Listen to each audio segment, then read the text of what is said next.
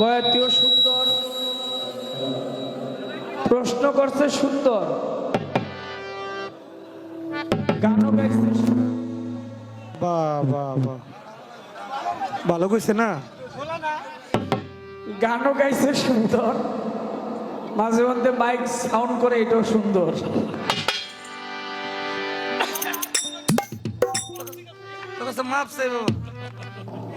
বাইরে যাবি না বুঝলাম।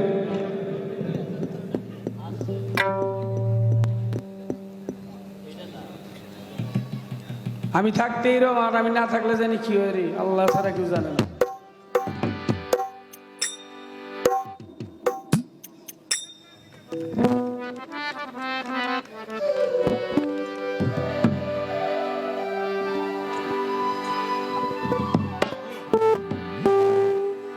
প্রশ্ন করলেন আমার কাছে,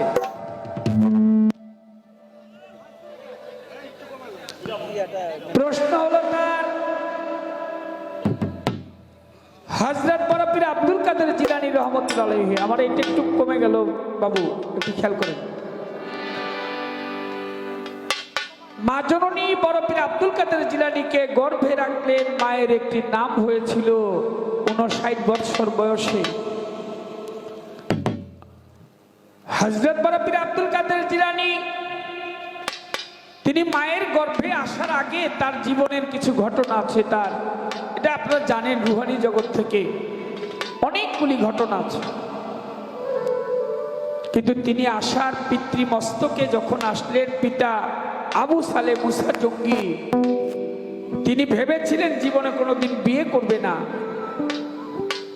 একদিন রাজদা নদীতে তিনি জল খাওয়ার জন্য হাত বাড়ান, সেই জলের সাথে একটা ফল উঠে যায়। সেই ফলের কিঞ্চিত মাত্র খেয়ে তিনি নিজেকে অপরাধী হিসেবে গণ্য করলেন। ভাবলেন আমি কার বাগানের ফল না বলে খেয়েছি, তার কাছ থেকে আমি ক্ষমা চাবো। তিনি ফলটা পানিতে ছেড়ে দিলেন, সেই ফল উজানের দিকে ভাসতে লাগলেন। বলের বাগান পেলেন, সেখান থেকে সন্ধান পেয়ে বাগানের মালিকের কাছে গেলেন। মালিকের কাছে গিয়ে তিনি ক্ষমা চাইলেন যে আপনার বাগানের ফল না বলে খেয়েছি, আপনি আমাকে ক্ষমা করেন। বাগানের যিনি মালিক সফুর বাদশাহ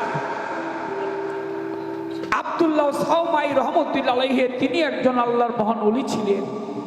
তিনি ভাবলেন আমার বাগানের ফল কত নদী দিয়ে ভেসে যায়, কত পশু পাখি মানুষে নিয়ে যায়, পশুতে খায় পাখিতে খায়, কেউ আজ পর্যন্ত ক্ষমা চাওয়ার জন্য আসে নাই। এই লোক আমার বাগানের ফল খেয়ে ক্ষমা চাইতে আসছে, অবশ্যই নিয়ে একজন পরহেজগার লোক। তিনি বললেন যে আমি আপনাকে ক্ষমা করব না, তবে ক্ষমা করতে পারি, শর্ত আছে আমার। সেই শর্ত হচ্ছে আপনাকে আমার বাগানে 12 বছর কাজ করতে হবে, চাকরি করতে হবে। 12 বছর পরে চিন্তা করে দেখবো আপনাকে ক্ষমা করা যায় কিনা। তিনি রাজি হয়ে গেলেন। 12 বছরের একদিন বাকি, বাগানের মালিক বাগানে রওনা হয়েছে দেখার জন্য আমার বাগানটা কিরকম উন্নতি হয়েছে। দূর থেকে লক্ষ্য করে চেয়ে দেখে বাগানের মধ্যে যেন একটা গাছ নেই, বাগানটা একেবারে সমান দেখা যায়। তিনি কাছাকাছি গেলে ওই গাছগুলি হঠাৎ করে দেখতে পায় তিনি গাছগুলি উঠতেছে। ভিতরে গিয়ে প্রবেশ করে তিনি জিজ্ঞেস করলেন আবু সালে মুসা জঙ্গিকে যে আমার বাগানে আপনি কাজ করেন, চাকরি করেন, আমি দূর থেকে দেখলাম বাগানের মধ্যে একটি গাছও নেই, আর ভিতরে এসে মনে হইল অনেক গাছ, অনেক ফল ধরেছে, ফুল ধরেছে, গাছগুলি যেন শুয়ে ছিল, দাঁড়িয়ে গেল, কারণটা কি? আবু সালে মুসা জঙ্গি তার জবাব করলেন আমি আপনার বাগানে নামাজ পড়তেছিলাম, আমি ছিলাম আপনার বাগানের ইমাম, আপনার বাগানের গাছগুলি ছিল মুক্তাদি, আমি সেজদায় গিয়েছিলাম, তারও আমার সাথে সেজদায় পড়েছিল। সুবহানাল্লাহ, একটু জোরে জোরে বলেন না সুবহানাল্লাহ।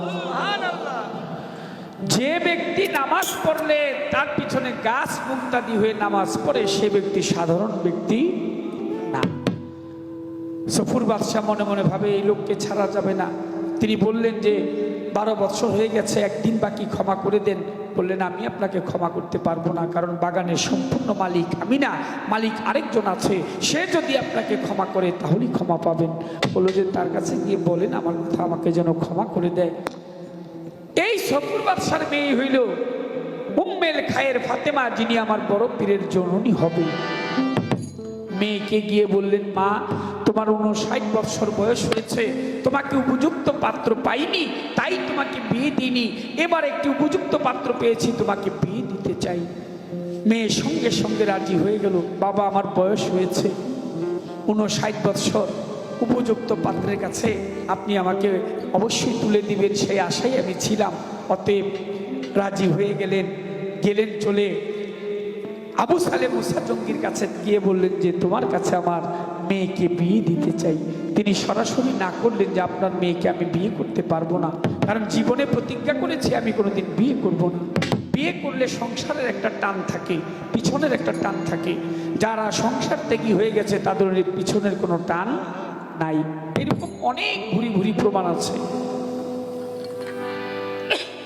বিয়ে করবো না বললো যে বাবা বিয়ে করলেই হবে না, বিয়ে না করলে সে মাফ করবে না। তবে তোমার আমার কথাগুলি একটু শুনতে হবে তোমাকে। বলো কি কথা? বলে আমার মেয়ে চোখ আছে, চোখে দেখে না, মুখ আছে, কথা বলতে পারে না, কান আছে, কানে শুনে না, পা আছে, চলতে পারে না, হাত আছে, ধরতে পারে না, তার মাথার মধ্যে মস্ত বড় ঘাও। আবু সালেহ মুসা জঙ্গি বললেন এইরকম একটা মেয়ে হইলে বিয়ে করা যায়। কথা বলতে পারে না, ল্যাংরা, বোবা, তাহলে আমি আল্লাহর ধ্যানে মশগুল থাকতে পারবো, কারণ তার প্রতি আমার আকর্ষণ থাকবে না, লোভ থাকবে না। শরীয়তের পর্দা রেখে বিয়ে হয়ে গেল। বাসর ঘরে গিয়ে যখন তিনি পর্দা উন্মোচন করলেন, লক্ষ্য করে চেয়ে দেখে সুন্দর এক নারী বসা। সুবহানাল্লাহ। তিনি চলে যেতে চায়, পিছন থেকে ডাক দিলেন, স্বামী আপনি আমাকে কোথায় রেখে চলে যান? বললো যে তুমি তো কথা বলতে পারো, তুমি তো অনেক সুন্দরী, 60 বছর বয়স হয়েছে, 59 বছর বয়স, এই বয়সও তুমি অনেক সুন্দরী, তুমি দেখতে কথা বলতে পারো, দেখতে সুন্দরী, তোমার হাত পা সব কিছুই আছে, কিন্তু তোমার বাবা বললো তোমার চোখ নাই, কথা বলতে পারো না, ইত্যাদি ইত্যাদি, মাথায় মস্ত বড় ঘাও। তখন মেয়েটা বলতে লাগলো, স্বামী, অর্থাৎ আমার বড় পীরের মা জননী, তিনি বলতে লাগলেন, মা হবে, স্বামী মুখ থাকলেই হয় না, এই মুখ দিয়ে জীবনে মিথ্যা কথা বলি না। ইবাদতের 1 নম্বর শর্ত হলো মিথ্যা বলা যাবে না। মিথ্যা কথা সব পাপের বাপ হইল মিথ্যা কথা। এই মুখ দিয়ে মিথ্যা বলি না, এই চোখ দিয়ে কখনো আমি জিনিস দেখি নাই, ভিন্ন পুরুষকে দর্শন করি নাই, এই কর্ণ দিয়ে আমি কখনো কুকথা শুনি, হাত দিয়ে জিনিস ধরি নেই, পা দিয়ে কুপথে আমি চলি নাই, মাথায় মস্ত বড় ঘাও, আমার জ্ঞান হইবার পরে আজ পর্যন্ত মাথার ঘুমটা আমি নামায় দেখি নাই। আমার বাবা এর জন্যই কথাগুলি বলছে। স্বামী স্ত্রী সেই রাত্রি আমার বড় পীর আব্দুল কাদের জিলানী পিতৃমস্তক হইতে মায়ের গর্ভে চলে গেলেন, আর মায়ের নাম হইল সৈয়দা সিদ্দুনা। কথাটি আগেও অনেকবার আলোচনা হয়েছে, আমি যতটুকু সম্ভব মৌখিকভাবে বললাম। এবার একটি গান রাখি, আরেকটি প্রশ্ন আছে, যতটুকু না বললেই চলে না, ততটুকু বলুন। কয় আমি কিন্তু কিছু কইনি ওনারে, এই পর্যন্ত গান গাইতেছি রাত্রে প্রায় 2টা বাজে, আমি ভালো কইনি মন্দ কইনি। যারা গাঁজা খায় আমি ওগুলো দেখা পারি না, কারণ আমার মাতালেও গাঁজা পছন্দ করে না, আমিও পছন্দ করি না। গাঁজা খোর এই দিনে কইব এক কথা, রাইতে কইব আরেক কথা।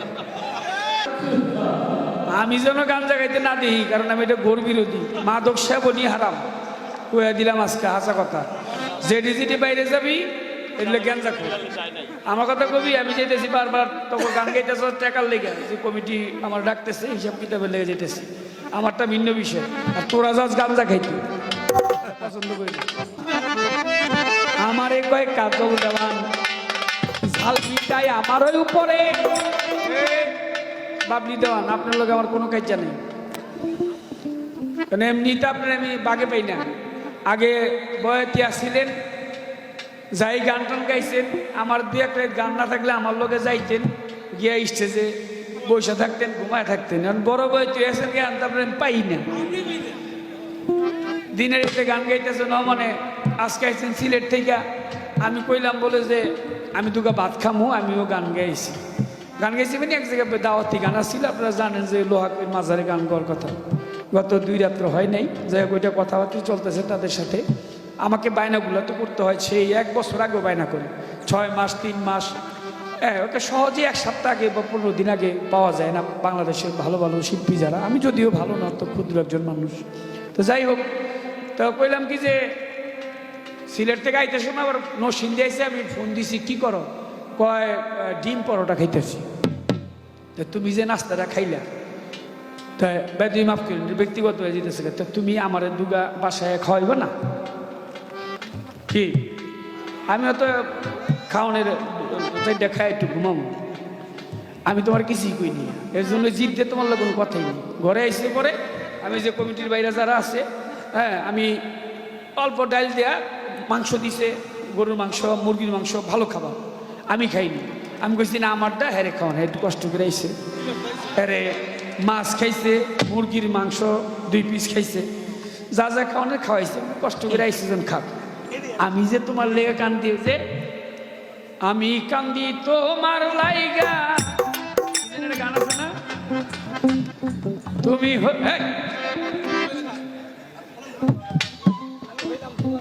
কি যেন একটা গান আছে না হেডি আর কি জানি তে আমি আপনার লোকে কোনো কথা কইতে রাজি না আজকে রাত্রে আমার বালা বালা খালি কোনো কাটু কালকা বাসায় যায়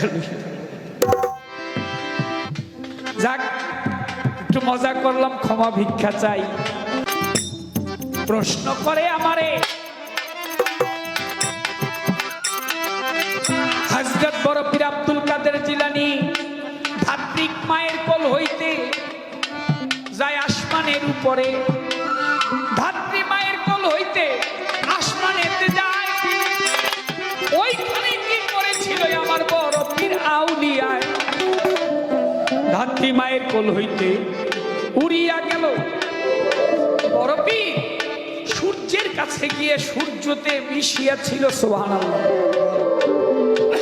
সাধারণ যারা রাসূল সাল্লাল্লাহু আলাইহি ওয়াসাল্লাম তিনি এই ধরাধাম থেকে সশরীরে সপ্তম আসমান ভেদ করে সিদরাতুল মুনতাহা পার হয়ে তিনি আল্লাহর সাথে দিদার করেছিল সুবহানাল্লাহ সুবহানাল্লাহ বিজ্ঞান চাঁদে গিয়েছে চন্দ্র আবিষ্কার করেছে বৃহস্পতি নেপচুন প্লুটো বিভিন্ন রকম গ্রহ তারা আবিষ্কারের চেষ্টা করছে মঙ্গল গ্রহ কিন্তু সূর্যের দেশে যাবে বিজ্ঞানের ওই ক্ষমতাটা এখনো হয়নি কাছাকাছি গেলেই যা পড়ে যায় এটা গলে যায় তারা বিভিন্ন রকমের পোশাক আদি পাঠিয়েছে বা কিন্তু মানুষ এখনো যাইতে পারে না কিন্তু অলির দ্বারা সম্ভব বড় পীর আব্দুল কাদের জিলানী তিনি আল্লাহর শ্রেষ্ঠ অলি তাই তিনি এই ধরাধাম থেকে কারণ দেখেন একটা গান আছে সাধক মহন্ত কাকার পোড়া বস্তু দিলে পোড়া ওটা আগুনে পুড়ে না আর প্রেম আগুনে অঙ্গ পোড়া যায় পুড়ে যাওয়ার ভয় নেই বড় পীর আব্দুল কাদের জিলানী তিনি নিজেকে শুদ্ধ করার জন্য এই ধরাধাম থেকে তিনি সূর্যের দেশে গিয়ে সেখানে এমন একটা বর্ণতার হলো যেটা একেবারে রৌপ্যের মতো দেখতে ওটার সাথে মিশে তিনি আলিঙ্গন করে ওই একটা প্রেমের খেলা খেলে আবার তিনি ধাত্রী মায়ের কোলে চলে আসেন এটাই জীবনীতে লেখা কথাটি হয়ে গেল বললাম অল্প করে আর কোনো প্রশ্ন নাই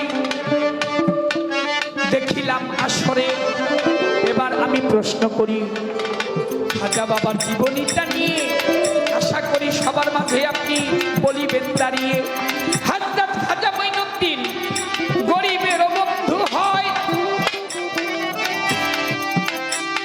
খাজা বাবা বড় পীর আব্দুল কাদের জিলানীর সাথে একটা সম্পর্ক রয় হযরত বড় পীর আব্দুল কাদের জিলানী হযরত খাজা মঈনুদ্দিন চিশতি রাহমাতুল্লাহ আলাইহি একজনের নাম মঈনুদ্দিন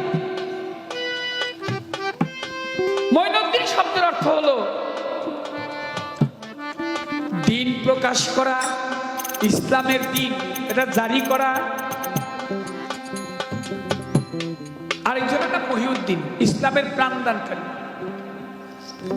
একই বিষয় কাছাকাছি প্রশ্নটি হচ্ছে যে খাজা বাবা বড় পীর আব্দুল কাদের জিলানী তাদের মধ্যে একটা সম্পর্ক ছিল তাদের সাথে দেখাও হয়েছিল আমি জানতে চাই সম্পর্কটা কি সম্পর্ক খাজা বাবা বড় পীরের কি লাগতো বড় পীর খাজা বাবার কি হইতো দেখি কি কথায় আসে রহি অপেক্ষায় দুইজনের কি সম্পর্ক একটু বলিবেন আমায় এইখানে একটা প্রশ্ন আর ওই একটা কই সবার মাঝে দাঁড়াইয়া আপনি নিশান করবেন হযরত খাজা মঈনুদ্দিন একদিন রাস্তা দিয়ে যায়, রাস্তার মাঝে খাজা বাবা একটা নারী দেখতে পায়, সুন্দর একটা নারী, ছোট, খুব সুন্দর একটা নারী। সুন্দর নারীটা দেখে ভক্তরা পিছনে পিছনে, খাজা বাবা নারীটাকে দেখে জড়ায় ধরছে, ধইরা দুই গালে দুই চুমা খাইছে। ভক্ত পিছন দিয়ে আইসা খাজা বাবা একটু সামনে গেছে, ভক্তরা কয় বাবা যখন চুমা দিছে আমরা দেরি করে লাভ কি, হেরাও আহে দুই গালে দুই চুমা খায়। খাজা বাবা কয় আমিও চুমো খাইলাম তোরাও খাইলি। হাঁটতে হাঁটতে গেছে এক কামারের দোকানে, রাস্তার মাঝে কামার বেটা দোকান লয়ে বেরিয়েছে, গিয়া দেখে ওর মধ্যে এক লাল ডকডকা লোহা, ওইটা দিয়ে কোনো কিছু দাও চাক্কু বানাইব। ওই আগুনের মতো লাল লোহাটা হাতের মধ্যে নিয়ে ওইটার মধ্যে দুই চুমা খাইছে। খায়া একটু সুবহানাল্লাহ বলেন না, খায়া আবার ওইটা আগুনের মধ্যে রাখছে, রাইখে একটু আগে বাড়ছে, টেরা টেরা চায় দেয় ভক্তরা কি করে। এবার দেয় ব্যক্তি দোকানের সামনে ঘাড়া রয়েছে। খাজা বাবাকে কিরে চুমা দে, কয় বাবা ঠোঁট পুড়ে যাইব না, ওই সময় দিলি, ওই সময় তো মজাই লাগছিল। আমার প্রশ্ন, খাজা বাবা মঈনুদ্দিন চিশতি রহমতুল্লাহ আলাইহি তিনি নারীর গালে চুমো খায়, আগুনের মধ্যে চুমো খায়, ঠোঁট পুড়ে না। ভক্তরা শুধু নারীর গালে চুমো খেতে পারে, গরম আগুনের মধ্যে চুমো খেতে পারে না। কি কর্মের বিনিময়ে, কর্ম কি সেটা জানা দরকার। ওই যে লোক মানাইছে, চেহারাটা দেখেন দে একবার, লোকমান একটু খারাপ, চোখ দেখলে গাঁজা করে চোখ দেখবেন লাল টকটকা, তখন বুঝালে মেরে খাইছে, চোখ ছোট হয়ে দেবো খাই স্যার। গাঁজা করে দেখবেন ঝিমায় বইবে, আর দেখবেন চোখটা একদম ছোট হয়ে গেছে, লাল হয়ে গেছে, বসে বসে বসে ছুঁয়ে যাবো। হ্যাঁ দেখলে বুঝে দেবে।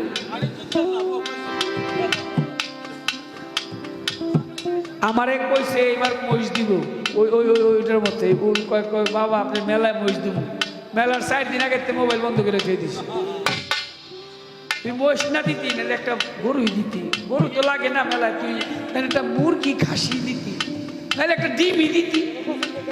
তাও তো হইতো যে দয়াল আমি মহিষ পারি নেই, একটা গরু দিছি, গরু বাড়ি নেই, খাসি দিছি, মুরগি দিছি, না ডিমই দিছি। কসম গাইটা কইছ, কেমন লাগে? যেমন গুরু তেমন ভক্ত।